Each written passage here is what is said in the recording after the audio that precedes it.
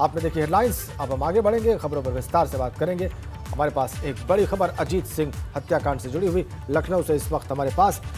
हत्याकांड में आरोपी धनंजय सिंह की याचिका खारिज हो गई है। हाईकोर्ट ने खारिज कर दी है एफआईआर निरस्त करने और गिरफ्तार करने की याचिका। बाहुबली को 2 हफ्ते में आत्मसमर्पण करने के निर्देश दिए गए। जमानत पर जेल से छूटने के बाद से गायब है धनंजय सिंह। पुलिस धनंजय सिंह को भगोड़ा घोषित करने की तैयारी कर रही है।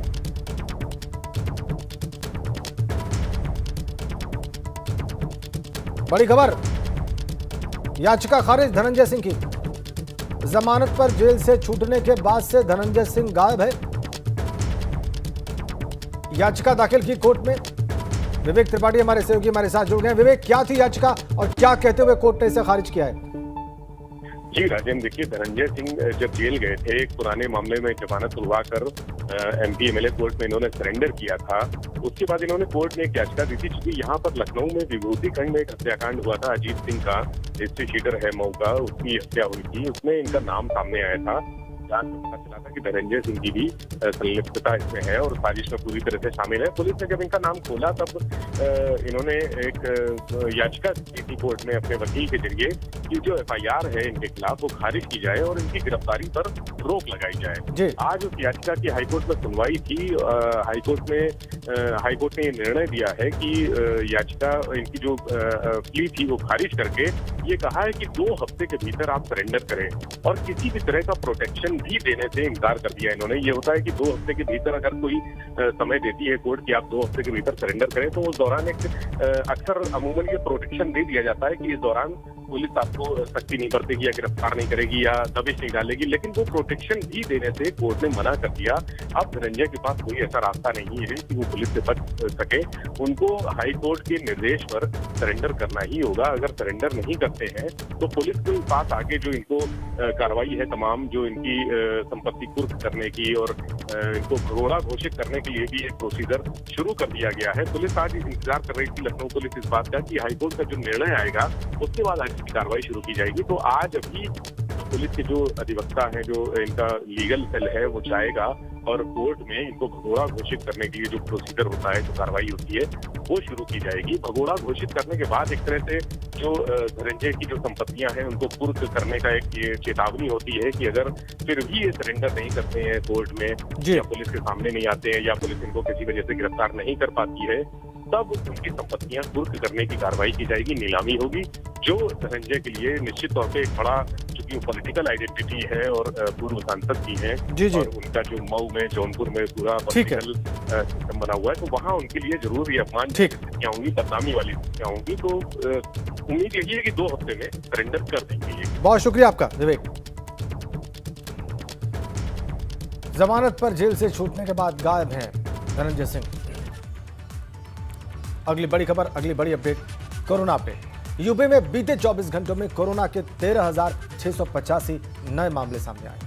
लखनऊ में बीते 24 घंटे में 3,892 केस सामने आए और उत्तर प्रदेश में कुल एक्टिव केसेस की संख्या हो गई है 81,576। कोरोना का कहर जारी। बीते 24 घंटे में 3,892 मामले अकेले लखनऊ में। कुल एक्टिव केसेस यूपी में 81,576। और उत्तर प्रदेश की बात करें, आपको हम तारीखवार बता रहे हैं। 7 अप्रैल को 6,023 केस, 8 अप्रैल को 8,490, 9 अप्रैल को 9,004 केस। आंकड़े लगातार बढ़ते हुए 10 अप्रैल को 12,787 मामले, 11 अप्रैल को 15,353 मामले, 12 अप्रैल को 13,685 मामले। आंकड़े लगातार बढ़ते हुए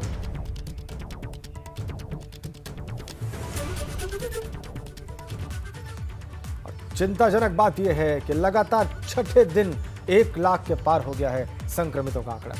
24 घंटे में कोरोना के रिकॉर्ड 1,68,912 मामले सामने आए। 24 घंटे में 904 संक्रमितों ने दम तोड़ दिया। 12 लाख से ज्यादा कोरोना के एक्टिव केसेस इस वक्त हैं और देश में अब तक कोरोना के 1,35,00,000 मामले सामने आ चुके। लगातार छठे दिन 1 लाख के पार पहुंच गया संक्रमित लोगों का आंकड़ा।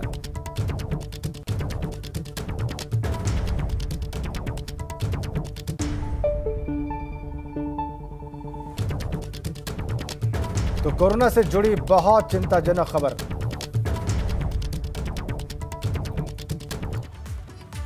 तो आपको बता दें यूपी का आंकड़ा है 13,685 पिछले 24 घंटे का, कुल है 81,576। उत्तराखंड का आंकड़ा बता दें 1,333 केस पिछले 24 घंटे में और कुल एक्टिव केसेस 7,323। देश में इस वक्त 1,68,000 से ज्यादा मामले आए हैं पिछले 24 घंटे में सामने।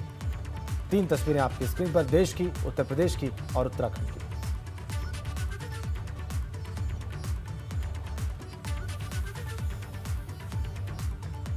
स्थिति भयावह होती हुई, स्थिति चिंताजनक होती हुई।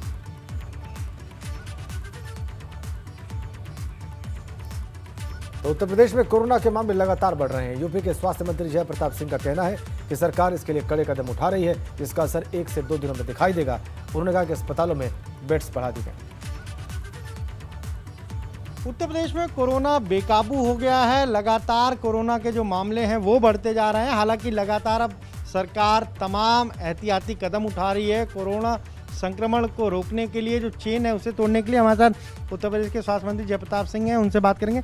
सर, लगातार कोरोना के मामले बढ़ रहे हैं। फर्स्ट वेव में भी इतने मामले नहीं आए जितने अब यूपी में आ रहे हैं। सरकार चिंतित है, लेकिन क्या एहतियाती कदम आप लोग उठा रहे हैं? देखिए, कोरोना का जो आपकी जो लहर आई है, ये इन्फेक्शन ज़्यादा होने के नाते और इसका फैलाव बहुत ज़्यादा है। तो इस फैलाव को रोकने के लिए जो हमारा सिस्टम, जिस पर हमने पूरा कोरोना का लड़ाई लड़े थे पिछले 1 साल पहले, उसको और तेज़ी करने के लिए उसकी टेस्टिंग की एबिलिटी को हमने पूरा क्षमता को और बढ़ा के आगे बढ़ाया है। बेड्स की व्यवस्था करना और लगभग वही चीज़ है जो प्रबंधन हमने पिछले बार किया था, उसी तरह का प्रबंधन हमने इस बार भी पूरी तरह के किया था। फ़र्क इतना ही है कि थोड़ा तेज़ी, इन्फेक्शन के जो केसेस आए थे थोड़ा तेज़ी से आए थे। जो बेड्स हमने डी नोटिफाई कर दिए थे पूरे प्रदेश में, उस बेड्स को दोबारा तैयार हो रहा है। हर जनपद में तैयार हो गया, हर L3 मेडिकल कॉलेज में जोड़ दिया गया और सभी निजी चिकित्सा मेडिकल कॉलेज जिन्होंने पहले सरकार का सहयोग किया था, वो फिर वापस आ गए हैं। वो भी अपना पूरी तरह से लग भी गए हैं, उनके यहाँ भी बेड्स तैयार हो गया है।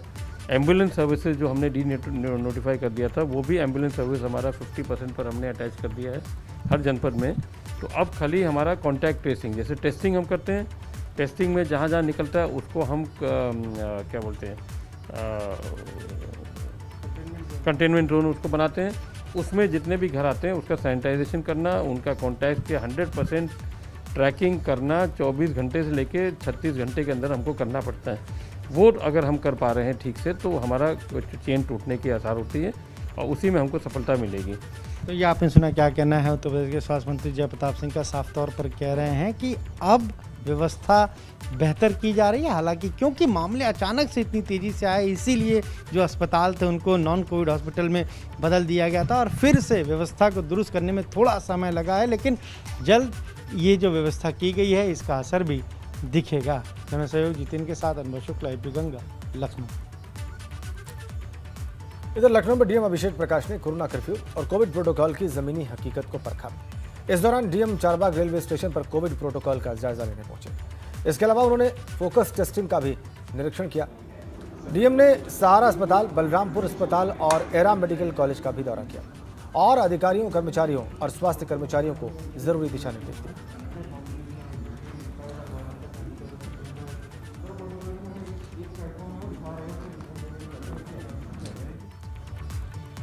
इस बीच लखनऊ के डीएम अभिषेक प्रकाश का एक वीडियो भी वायरल हो रहा है। इस वीडियो में डीएम किसी अस्पताल के डॉक्टर से कहते हुए दिखाई दे रहे हैं कि कुछ भी कीजिए, आइसोलेशन में रखिए, लेकिन मरीजों को भर्ती कीजिए क्योंकि लोग अब रोड पर मर रहे हैं।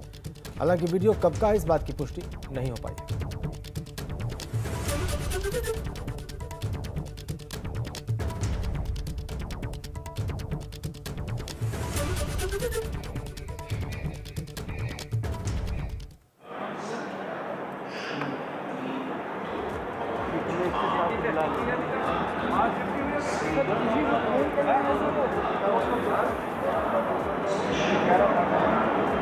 फिर आप अपना आइसोलेट भी बढ़ा देंगे।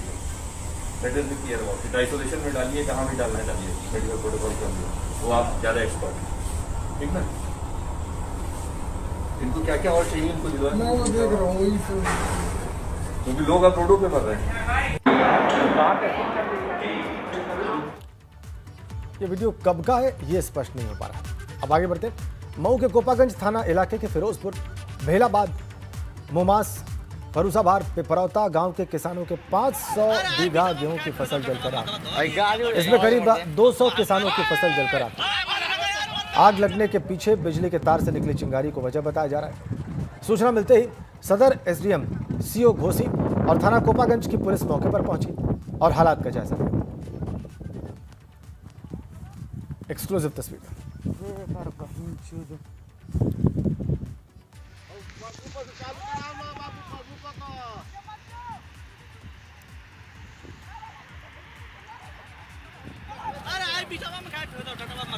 गाड़ी मरते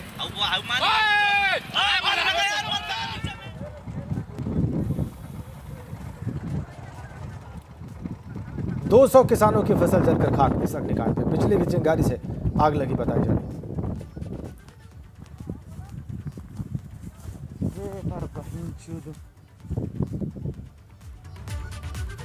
लखीमपुर खीरी से भी खबर है। वहां पर प्राथमिक स्वास्थ्य केंद्र में खड़ी कार में आग लग गई और देखते ही देखते ये कार धू धू करके जलने लगी। एक्सीडेंट में डैमेज कार को अस्पताल में खड़ा किया गया था। देखते ही देखते ये कार धू धू करके जलने लगी। अस्पताल में कार खड़ी की गई थी। एक्सीडेंट में डैमेज हो गई थी, इसको नुकसान पहुंचा था। उसके बाद हॉस्पिटल में खड़ी थी प्राथमिक स्वास्थ्य केंद्र में और देखते ही देखते जली धू धू करके जलकर खाक। देखिए कैसे।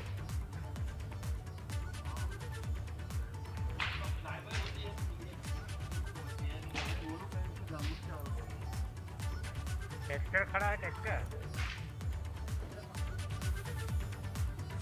आगे बढ़ते हैं। बलिया से बीजेपी विधायक सुरेंद्र सिंह का होली मिलन समारोह के कार्यक्रम के दौरान एक नया चेहरा उस वक्त दिखाई दिया जब वो कार्यक्रम में चैता गाते नजर आए। उनके इस गीत पर कार्यक्रम में शामिल श्रोता भी अपने आप को रोक नहीं पाए और इस दौरान नाचने के साथ ही जमकर गीत का आनंद उठाया। अब यह अलग बात है कि इस कार्यक्रम में कोरोना गाइडलाइन की जमकर धज्जियां उड़ाई गई और लोग सोशल डिस्टेंसिंग तो छोड़ दीजिए, मास्क तक लगाते नजर नहीं आए।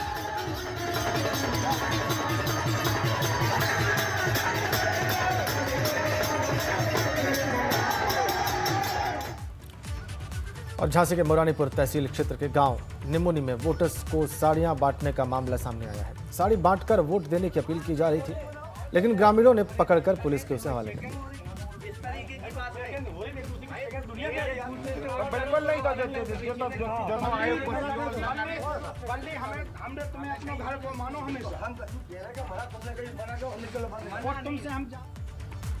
उधर कानपुर की जूही पुलिस ने भाई बहन को अपनी गाड़ी में बैठाकर घर छोड़ा। दरअसल कानपुर सेंट्रल रेलवे स्टेशन में दोनों की ट्रेन छूट गई थी। इसके बाद दोनों पैदल देर रात रिश्तेदार के घर लौट रहे थे। भाई बहन को पुलिस ने सरकारी जीप में बैठाकर गोविंदनगर में एक का रिश्तेदार के घर सुरक्षित पहुंचाया। जूही थाना प्रभारी संतोष आर्या ने दोनों यात्रियों को अपनी सरकारी जीप में बैठाकर सुरक्षित उनके घर तक भेजा।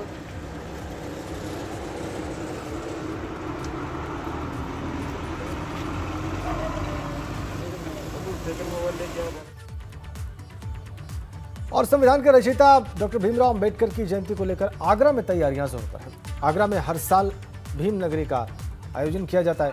इस बार भी आयोजन को लेकर कोलकाता से कारीगर दिन रात वहां पर आकर काम कर रहे हैं। कोरोना महामारी के चलते भीम नगरी के पदाधिकारी लोगों से सावधानी बरतने की अपील कर रहे हैं। धूमधाम से तैयारी चल रही है भीम नगरी की। मैं कई बार राउंड ले गया हूँ, रात को भी राउंड लगाने दौरा करने आया हूँ और लोगों से, शहरवासियों से अपील करता हूँ, हाथ जोड़ के निवेदन करता हूँ, मास्क और सैनिटाइजर का जरूर इस्तेमाल करें। कोरोना जो महामारी चल रही है, हमको अपने आप को बचाना है, अपने पड़ोसी को बचाना है। हम सोचते हैं तो सब सोचते हैं। और लखीमपुर खीरी में एक ही ग्राम सभा के 2 प्रधान पद के प्रत्याशियों को एक चुनाव निशान मिलने से हड़कंप मच गया। गांव में दोनों महिला प्रत्याशियों के पहुंचने के बाद जब एक ही निशान चुनाव मिला तो दोनों प्रत्याशी परेशान थे। ब्लॉक मितौली इलाके की रहने वाली मनोरमा और पूनम सिंह प्रधान पद के दावेदार हैं। दोनों ने अपना नामांकन किया था और दोनों को खिताब का चुनाव निशान दे दिया गया। हालांकि बाद में एक प्रत्याशी का चुनाव चिन्ह बदल कर दे दिया गया।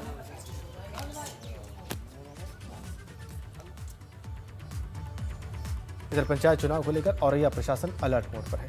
शांतिपूर्ण तरीके से चुनाव कराने के लिए प्रशासन ने पूरी तैयारी कर ली है। जिले के डीएम और एसपी लगातार संवेदनशील और अति संवेदनशील बूथों का दौरा कर रहे हैं। डीएम ने संभावित प्रत्याशियों को बुलाकर कोविड गाइडलाइन के पालन करने की बात कही।